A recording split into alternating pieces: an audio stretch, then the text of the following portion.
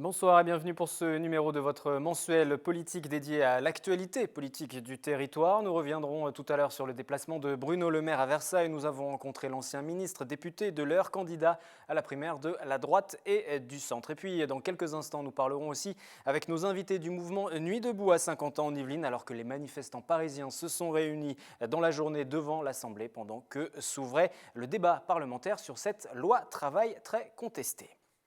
Pour le moment, retour sur les conséquences de la guerre que se livrent au Front National Marine Le Pen et son père Jean-Marie Le Pen.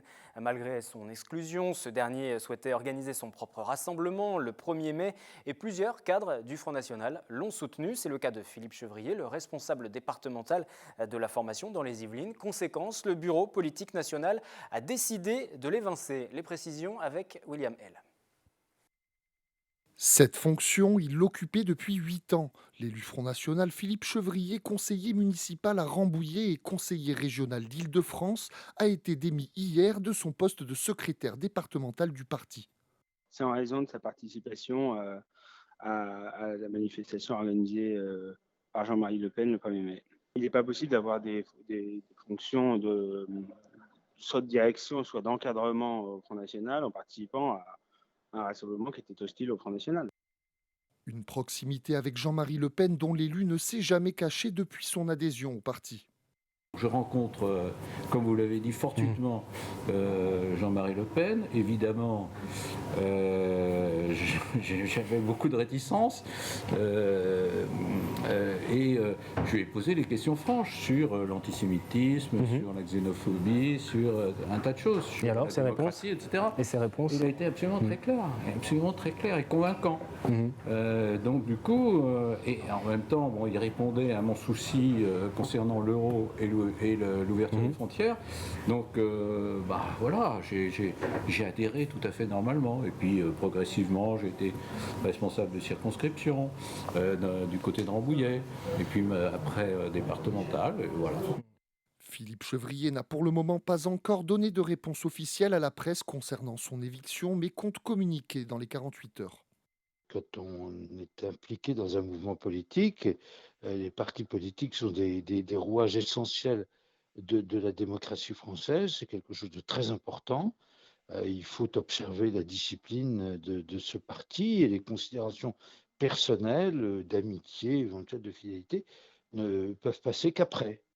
Marie-Christine Arnautu, vice-présidente du Front National, et Bruno Gollnisch étaient aussi présents à la manifestation du 1er mai et ont été priés de quitter leurs fonctions.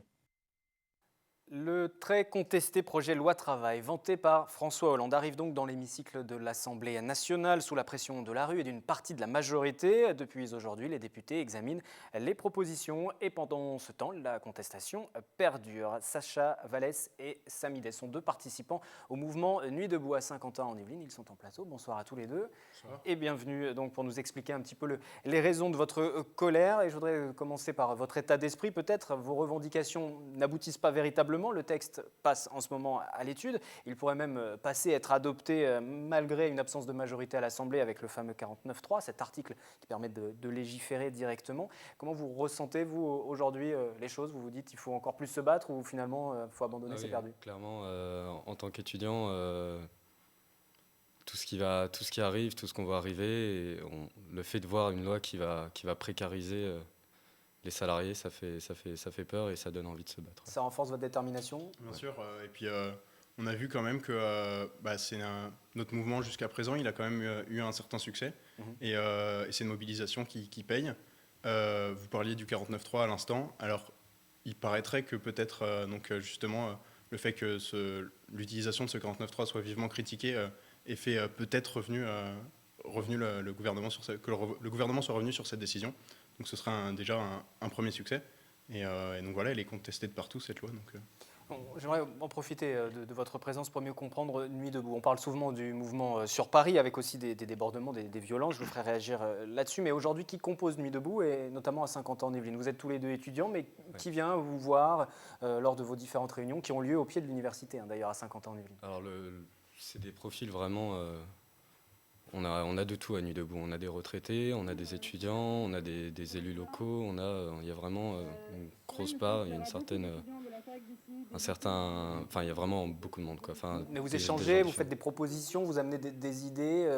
Autour de quoi tournent les discussions, justement? Il faut aussi rajouter que Nuit debout 50 ans en Yvelines, c'est aussi à la Verrière désormais.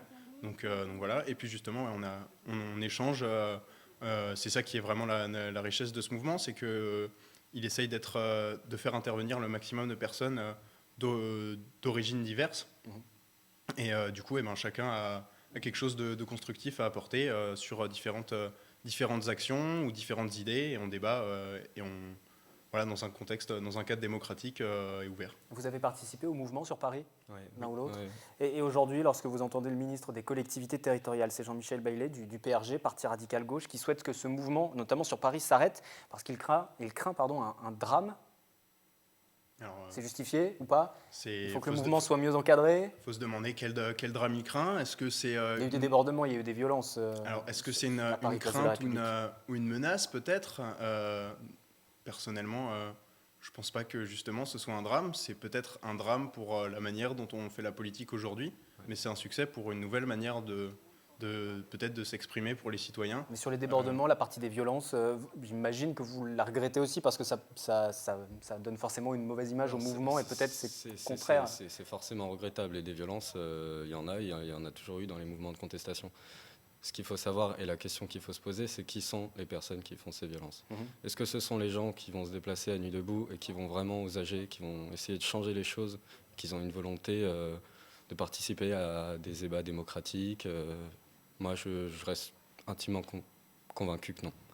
Je ne pense pas que si on veut qu'un mouvement soit un minimum crédible, on va aller chercher des réponses dans la violence. Non, justement, pour être crédible aussi, il faut s'inscrire dans la durée. Quel avenir pour Nuit debout? Il y a eu des rencontres sur Paris avec les syndicats et Nuit debout et dans certaines villes de France aussi pour parler de convergence des luttes. Il faudrait se rassembler, se structurer aujourd'hui.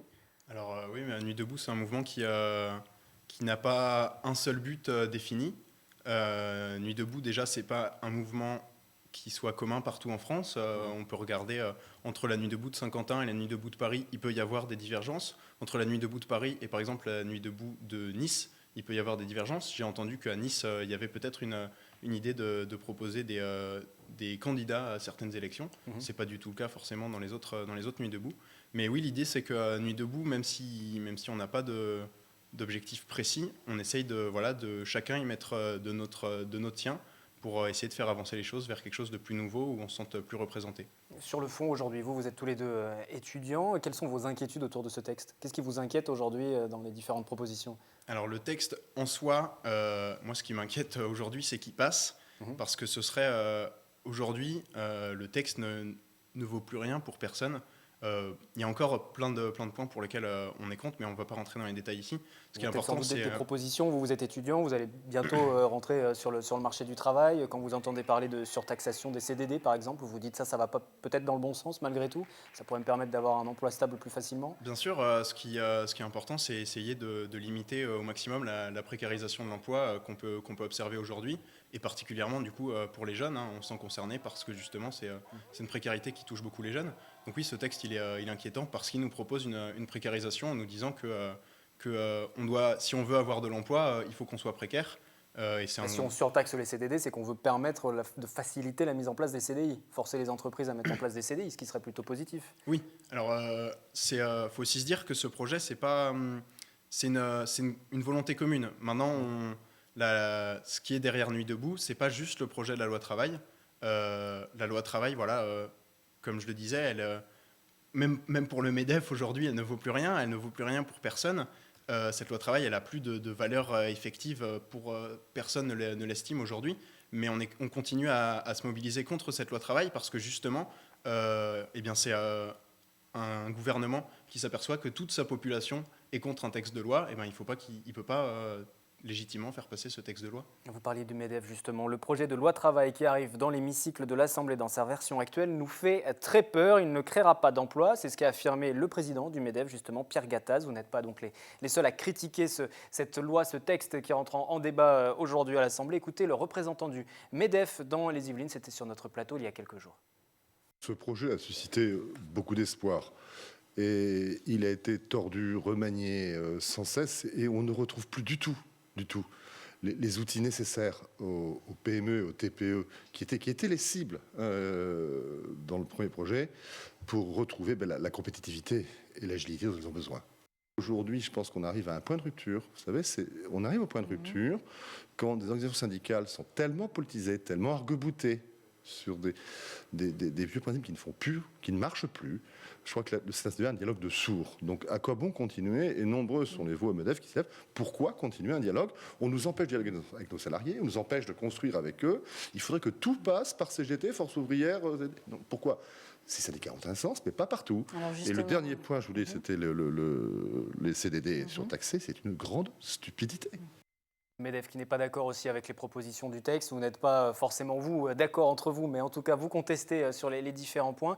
Comment vous voyez la suite du mouvement? Comment ça va se poursuivre, par exemple, à Saint-Quentin, en Yvelines? Vous poursuivez encore sur Paris, il y a eu pas mal d'interventions, des gens qui expliquaient que le mouvement Nuit debout, pour l'instant, c'était vraiment quelque chose de relativement récent. C'était comparable à un bébé. On peut difficilement dire ce que va devenir Nuit debout. Ce que je trouve important dans ce mouvement, c'est qu'aujourd'hui, on a des gens qui commencent à réfléchir, des gens qui s'intéressent peut-être à la politique, qui ont l'impression qu'ils ont leur mot à dire. Et c'est ça qui m'a poussé à rentrer dans Nuit debout. C'est-à-dire que moi, j'avais un avis et j'avais pas forcément envie de rentrer dans un syndicat ou dans un parti pour le donner. Aujourd'hui, ça m'a donné l'opportunité de pouvoir m'exprimer devant des gens et de me faire entendre et d'en débattre. Il y aura des élections l'année prochaine avec les présidentielles, les législatives. Ça vous donne envie d'y participer, de vous engager auprès d'une formation politique peut-être, ou d'en créer une autre? Ça dépend. Personnellement, parce que voilà, on s'exprime bien personnellement et pas au nom de Nuit debout, on n'est pas porte-parole. Personnellement, moi, c'est pas ce qui m'intéresse là, mais c'est vraiment justement de faire passer un message fort aux responsables politiques de ce pays, aux responsables des grands partis de ce pays, en disant voilà, la manière dont vous voulez nous représenter, ne marche pas. Les Français aujourd'hui ne se sentent pas représentés par les politiques de ce pays. Et justement, on leur fait passer un message en leur demandant de changer en s'investissant dans ce changement. On parle beaucoup d'absentéisme, d'abstention au moment du vote des élections. Vous irez voter en 2017 ? C'est une question que je me pose. Il y a une grosse crise de la représentation aujourd'hui. J'ai l'impression, j'en croise de plus en plus des gens qui ont l'impression que le système tel qu'il est, ça ne changera rien. Donc je pense que c'est pour ça que... C'est via des voies alternatives comme Nuit debout, en tout cas, qui vous a motivé, vous amène à vous exprimer aujourd'hui. Merci à tous les deux, donc participants à Nuit debout sur Saint-Quentin, en Yvelines, et cette loi travail qui est étudiée actuellement à l'Assemblée nationale. Merci à vous. Nous ouvrons à présent une page dédiée à la primaire organisée par la droite et le centre en vue de la présidentielle de 2017. Justement, le scrutin va se dérouler en novembre pour cette primaire. Le dépôt des parrainages a déjà débuté. Les candidats occupent le terrain, notamment le terrain yvelinois. Bruno Le Maire, l'actuel député de l'Eure, était hier à Versailles. Je vous propose d'écouter cet entretien réalisé juste avant que ne débute son meeting. Présenté comme l'outsider de cette primaire organisée par la droite et le centre en vue de la présidentielle de 2017, Bruno Le Maire est aujourd'hui 3e ou 4e, derrière Alain Juppé, Nicolas Sarkozy et éventuellement, selon les sondages, François Fillon. Le député de l'Eure, ancien ministre de l'Agriculture, mène une campagne de terrain, plus de 350 déplacements depuis 2012 et en ce lundi 2 mai, il est donc à Versailles au Palais des Congrès pour un meeting. On va parler tout d'abord, bonsoir Bruno Le Maire, de ce meeting qui va se dérouler dans quelques minutes, avec toujours un style bien à vous. En chemise, les manches remontées, ce sera comme ça? Oui, je pense qu'en plus il fait chaud, donc voilà, je tomberai la veste. Et puis ça permet d'avoir cette proximité et ce contact direct avec les gens qui me paraît essentiel dans une campagne électorale. La campagne électorale, c'est d'abord écouter les gens. Libération vous a consacré un portrait récemment. Il évoque une décontraction à la Barack Obama, une façon de faire déjà vue aussi dans la série House of Cards. C'est vos inspirations, Barack Obama et House of Cards? House of Cards, je ne suis pas sûr, parce que c'est une conception très cynique de la politique, même si la série est excellente. Mais en tout cas, mettre un peu de naturel, un peu de simplicité dans une campagne politique française, je pense que ça peut faire du bien. La vie politique française, elle a besoin de respirer, d'avoir un peu de fraîcheur. Avec toujours des déclarations plus ou moins choc. Juppé est un sursis, je suis un sursaut. Nicolas Sarkozy, avec lui, on avait le sentiment qu'on piétinait à l'entrée du nouveau siècle. Il faut toujours cette petite phrase choc contre vos adversaires, même si, et si vous n'êtes pas désigné candidat, il faudra se rallier avec eux, derrière eux, pour la suite. Ah, bien sûr, de toute façon, celui qui gagnera la primaire devra avoir le soutien de tous ceux qui y ont participé. Ça va de soi, ça fait partie des règles du jeu. Mais je pense aussi que la primaire, c'est le moment d'avoir un vrai débat démocratique, projet contre projet, et de bien expliquer quel est son projet et comment il se différencie de celui des autres concurrents à la primaire. N'ayons pas peur du débat d'idées. Je pense qu'en démocratie, le débat d'idées, la confrontation des idées, c'est salutaire, c'est une bonne chose. On va parler des idées, mais toujours avec quelques-unes de vos déclarations. Le social a tué la solidarité. On distribue des allocations sans rien vérifier. Ou encore, négocier, c'est déjà renoncer à appliquer le projet proposé aux Français. Aujourd'hui, sur ces 2 points, vous pensez tout d'abord que concrètement, on peut gouverner sans négocier, en imposant. Et puis sur l'aspect social aussi, permettre aux départements, par exemple, de contrôler les comptes bancaires des allocataires du RSA. Ça, c'est faisable ? Je pense sur la première question que ce qui est essentiel, c'est de tenir parole vis-à-vis de ceux qui ont voté pour vous, vis-à-vis de la majorité. Si demain je suis élu chef de l'État en mai 2017, j'ai des comptes à rendre à tous ceux qui ont voté pour mon projet, pour les propositions que j'ai faites. Alors de 2 choses l'une, soit vous ouvrez de grandes négociations avec les syndicats nationaux, et qu'est-ce qui se passera ? Vous n'aboutirez à rien. Et vous n'aurez pas respecté votre parole. Ça fait 30 ans qu'on fait ça. Je pense que maintenant, il faut arrêter. Il est temps de décider sur la base du projet que vous avez proposé aux Français. Ça ne veut pas dire que je ne crois pas au syndicalisme, au contraire. Mais je crois au syndicalisme de salariés, pas au syndicalisme politique. Je crois au syndicalisme d'entreprise, pas au syndicalisme national. Ce que je veux refonder, c'est un vrai dialogue social au niveau des entreprises où les salariés pourront défendre leurs intérêts avec leurs représentants. S'agissant des aides sociales, moi j'estime qu'il faut garantir que chaque euro du contribuable est employé là où on en a besoin. Donc il faut aller vérifier les comptes bancaires des différents allocataires du RSA. Ma proposition, elle est très simple. Le département distribue les aides sociales, notamment le RSA. Moi je propose que chaque banque donne un certificat au département, comme quoi le bénéficiaire du RSA n'a pas d'autre revenu que celui du RSA. C'est l'assurance pour le bénéficiaire du RSA aussi, qui ne sera jamais stigmatisé. Moi, j'emploie jamais le mot d'assisté, jamais le mot d'assistanat.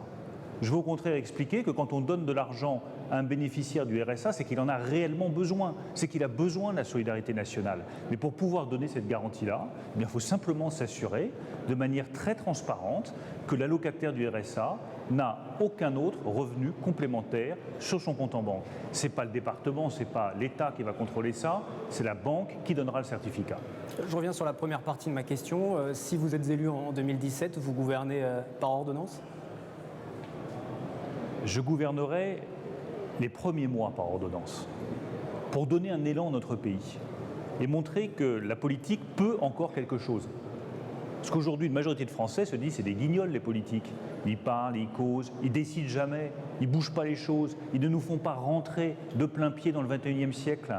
Ils ne sont pas capables d'adapter notre modèle économique, social, politique aux réalités que nous vivons, nous. Si demain je suis élu président de la République, je prendrai une série d'ordonnances entre le mois de juillet et le mois de septembre 2017 sur la solidarité, sur le travail, sur l'autorité de l'État, pour bien montrer qu'on entre dans une nouvelle ère politique où les responsables politiques assument leurs responsabilités et prennent enfin des décisions. Donc le renouveau en politique pour 2017, c'est gouverner par ordonnance, comme le général de Gaulle en 58. C'est donner un élan au pays par ordonnance, mais il ne s'agit pas de gouverner pendant tout le quinquennat par ordonnance. Il est évident qu'il y a des sujets, par exemple la refonte de notre système éducatif, la manière dont on revalorise la carrière d'enseignant, dont on repense la carrière des enseignants. Tout ça ne se fera évidemment pas par ordonnance. Tout ne se fera pas par ordonnance, mais il faut donner un élan dès les premiers mois pour que le pays retrouve un peu d'air. Un mot sur votre déplacement dans les Yvelines aujourd'hui, parce qu'il y a ce meeting dans quelques instants. Il y a aussi eu un déplacement, notamment au pôle de recherche sur la mobilité du futur, à VDCOM, ici sur Versailles. Quel bilan vous faites de votre déplacement dans le département ? La dernière fois dans le département, vous étiez venu sur le salon de la chasse à Rambouillet. Exactement, c'est une autre donc là, vision ça change. du département. Je fais un jour le salon de la chasse et là, un déplacement autour des questions de mobilité. Moi, ça me confirme dans cette idée qu'on peut retrouver un esprit de conquête dans notre pays. Parce que j'ai vu à Satori, en matière de mobilité du futur, des voitures qui circulent toutes seules, qui se guident toutes seules, avec un flux de trafic qui est à la fois plus sûr, moins polluant et plus rapide. C'est quelque chose d'exceptionnel. Nous n'avons pas à rougir de notre recherche en matière de mobilité. La Google Car dont tout le monde parle, c'est très bien. Et je peux vous dire qu'il y a des voitures françaises qui vont se guider par elles-mêmes et s'inscrire elles-mêmes dans le flux de circulation dans quelques années, qui seront tout aussi efficaces et probablement moins chères. Un dernier mot, nous sommes à Versailles, dans quelques instants votre meeting, et ici à Versailles, dans cette salle, quelques militants contre le mariage pour tous. Vous les avez sans doute peut-être déjà croisés. On rappelle votre position. Vous l'avez dit en 2017, si je suis élu, ce n'est pas ma priorité de revenir sur cette loi. Vous allez les convaincre comment ce soir ? Je ne suis pas sûr de les convaincre, on est dans une démocratie. Chacun est libre de s'exprimer du moment que c'est fait sereinement et dans le respect des autres. J'ai dit aux militants de Sens commun, il y a maintenant 2 ans, que je ne reviendrai pas sur la loi sur le mariage pour tous et que je ne déferai pas le mariage homosexuel. Vous savez, j'ai qu'une parole. Je pense que quand on veut être chef de l'État, il ne faut n'avoir qu'une seule parole et tenir ses promesses. Donc vous n'avez pas peur d'être hué tout à l'heure dans la salle ? Quand on veut être chef de l'État, il ne faut pas avoir peur. Merci, Merci. Bruno Le Maire. Et ses opposants au mariage pour tous n'ont pas manqué de se faire entendre. Lors du meeting de Bruno Le Maire, une altercation a d'ailleurs eu lieu entre l'un des militants brandissant un drapeau et un sympathisant du candidat, au cœur notamment de la discorde des propos qu'aurait tenus ce dernier à l'encontre des partisans de l'abrogation de la loi Taubira. Les discussions se sont poursuivies en dehors de la salle. Écoutez. Il n'a jamais dit ça, vous mentez. Il a juste dit que les responsables politiques qui disaient qu'ils allaient abroger en sachant pertinemment qu'ils ne le feraient pas étaient d'une connerie noire. C'est une énorme différence, vous jouez sur les mots, c'est ridicule. Non, bien sûr. Mais non, vous mentez. Il a juste dit que les responsables politiques qui promettaient l'abrogation comme Nicolas Sarkozy et qui savaient très bien qu'ils ne le feraient jamais, eux étaient d'une connerie noire. Il vous a jamais insulté, arrêtez de vous victimiser, ça sert à rien. Derrière ce terme, en fait, c'est toutes les personnes qui sont pour l'abrogation de la loi Taubira qui sont considérées d'une connerie noire. Toujours est-il. Juste des gens qui mentent en disant qu'ils ont abrogé, qu'ils de toute façon, arrêtez de vous prendre ça pour vous. Alors, c'est pas le centre du monde. Ambiance électrique lors de ce meeting de Bruno Le Maire. Bruno Le Maire qui, pendant ce temps, a rappelé qu'il ne reviendrait pas sur la loi devant ces 500 militants qui étaient réunis pour l'applaudir. Les opposants au mariage pour tous veulent en tout cas poursuivre ce combat. Certains d'entre eux n'excluent pas d'interpeller les autres candidats à la présidentielle de 2017. La loi Taubira est une honte, est un scandale vis-à-vis des enfants. On ne peut pas accepter la marchandisation des enfants. Elle a été adoptée à l'Assemblée par les sénateurs, par des représentants du peuple. Bien sûr, savez-vous, mais toute loi votée n'est pas une loi juste et légitime. Hein. Au nom de la légalité, vous savez ce qu'a fait Hitler. Hein. Il avait été élu légalement et ses lois étaient légales. Donc si vous voulez, c'est normal que vous ayez une réaction épidermique de gens qui veulent soutenir la famille et qui veulent soutenir les enfants. Autre sujet, nous restons sur cette primaire, mais nous revenons dans un climat un peu plus serein. Autre candidat à la primaire à droite, François Fillon. Dans les Yvelines, ses sympathisants se sont rassemblés ce mardi matin pour lancer son comité de soutien. Les plus récents sondages créditent François Fillon d'environ 10% d'intention de vote. Alain Juppé reste largement en tête. Écoutez la responsable du comité de soutien dans le département, Suzanne Blanc. Il sait exactement où en est notre pays dans l'Europe et notre pays dans le monde. Et donc, et par conséquent, il nous paraît celui qui va pouvoir entamer des réformes très vite, parce que c'est ce dont le pays a besoin. Les réformes, ce n'est pas 4 ans après, ce n'est pas 5 ans après, c'est vraiment dès que le président est élu. Qui plus est maintenant, nous sommes dans un quinquennat, c'est vite passé. Et puis, lui aussi est candidat, Frédéric Lefebvre. Il était à Maurepas la semaine dernière pour un débat public autour de l'emploi. Le député Les Républicains de la première circonscription des Français de l'étranger réclame un Grenelle sur cette question de l'emploi. Il fait également partie de ceux qui militent pour le fameux revenu de base.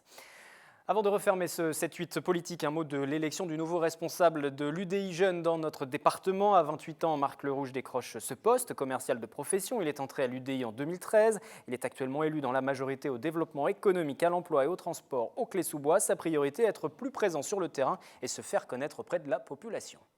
On va écouter parler les gens, on va leur poser des questions, on va les écouter. Et puis, on va faire connaître nos idées centristes et essayer de s'enrichir aussi de toutes ces rencontres qu'on va faire. Aujourd'hui, vous avez beaucoup de jeunes, que ce soit dans les Yvelines ou ailleurs, qui se tournent vers le Front National. On a dans les Yvelines la seule ville Front National d'Île-de-France. Donc nous, on veut passer un message beaucoup plus positif, un message qui parle de République, d'Europe, d'espoir, et pas du tout un message mortifère comme est aujourd'hui envoyé par le FN un petit peu partout. C'est la fin de cette édition du 7-8 politique. Je vous retrouve le mois prochain pour un nouveau numéro. Merci de nous avoir suivis.